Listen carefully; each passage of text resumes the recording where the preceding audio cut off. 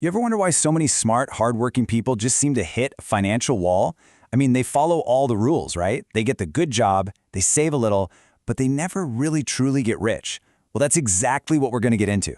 Because the answer isn't about working harder, it's about these hidden psychological traps that we all fall into without even realizing it. We've all heard this one a million times, right? It's classic wisdom. And on the surface, yeah, it makes total sense.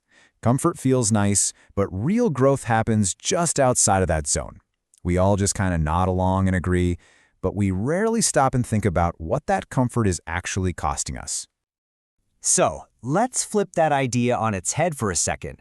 What if that comfortable, predictable life isn't a safe harbor at all, but a beautifully decorated cage? A cage built with invisible bars that are limiting not just our potential, but our ability to build real wealth. That's the core idea we're going to unpack today. So here's our roadmap. We're going to explore 4 of the biggest, most powerful traps that keep people stuck. This so-called illusion of stability, being trapped by consumption, the whole trading time for money problem, and the paralysis of risk. And then, and this is the most important part, we'll look at the one big mindset shift you need to make to finally break free. Okay, let's dive right into the first one, which is maybe the most seductive trap of them all. The illusion of stability. This is the idea that a safe career, the one with the steady paycheck and the benefits, is the real path to security. But in reality, they're often just golden handcuffs. So what is this illusion, really?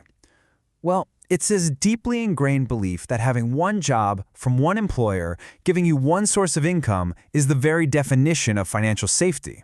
And yeah, it feels secure, it's predictable, but the whole thing is built on a foundation that you have absolutely zero control over. And this slide just lays it all out, doesn't it? Look at the left, the middle-class logic. My job is my security, so I have to protect it at all costs. This thinking makes you fragile. One layoff, one bad quarter for the company, and poof, your security is gone. Now look at the wealth builder logic on the right. It says, my skills and my assets are my security. I have to build multiple sources of income. See the difference? This creates resilience. All right, let's talk about trap number 2, and this one is all about our behavior. It's the consumption trap, and it's the answer to why a bigger paycheck almost never leads to bigger wealth. The official name for it is lifestyle creep, and I bet this sounds a little familiar. You get a raise, and all of a sudden you can afford that nicer car, or the bigger apartment, or those more expensive vacations. Your spending just naturally rises to meet and sometimes even pass your new income. It feels like you're succeeding, but really you're just upgrading your cage. What's so fascinating here is the fundamental difference in purpose. The consumer logic says, I work hard so I can buy things, and those purchases are a signal of success. But the owner logic, it says, I work hard to buy assets, things that actually make you more money. One mindset creates debt and expenses, the other creates actual freedom. And that leads us directly to the very structure of most people's financial lives, trading time for money. It's the hamster wheel. And the thing about a hamster wheel is you can never outrun it, no matter how fast you spend. And here's exactly what that loop looks like. It starts with, I need more money. So what do? You work more hours. You earn a little more. But then, because of that lifestyle creep we just talked about, your spending goes up. And before you even know it, you're right back at step 1, needing more money all over again. It is an exhausting and truly endless cycle. This forces us to ask a really blunt question. And I want you to think about this. If your income stops the very moment you stop working, are you truly free, or are you just on a really, really long leash? The fourth and final trap we're going to talk about is an emotional one. And honestly, it's the one that keeps us locked in the other 3. It's the paralysis that comes from our relationship with risk and the deep-seated fear that keeps us from ever growing. It's a weird thing about our brains. The pain of losing something feels way more intense than the pleasure of gaining that exact same thing. So for a lot of people, their main financial focus becomes protecting what they've worked so hard to build. This fear of loss, while totally understandable, is the very thing that prevents them from taking the calculated risks that are necessary for real growth. And just look at how this plays out in the real world. The fear of losing money, on the left, it makes you ask, what if I invest and I lose it all? All your focus is on preventing the downside. But the wealth mindset on the right, that's driven by the fear of missing an opportunity. It asks a totally different question.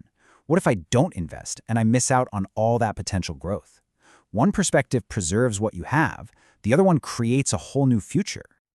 Okay, So we've identified the cage and its 4 big invisible bars: that illusion of stability, the consumption trap, the time for money prison, and being paralyzed by risk. So the big question is, how in the world do we finally break free? This is it, isn't it? This is the key question. After seeing all the traps, we need the keys to get out. And spoiler alert, it isn't about some secret stock tip or a get-rich-quick scheme. The exit is unlocked by making a series of really profound internal mindset shifts. And here they are. These are the practical shifts you have to make. You have to move from just being a saver to being an investor, actually making your money work for you. You shift from being a consumer who just buys liabilities to an owner who acquires assets. You stop just trading your time and start building systems that can generate income without you. And finally, you shift from trying to avoid all risk to learning how to manage it intelligently. At the end of the day, escaping this middle-class trap all starts with changing the story you tell yourself inside your own head. So I'm going to leave you with this to think about. What is the one story you've been telling yourself about money that you need to change in order to finally break free?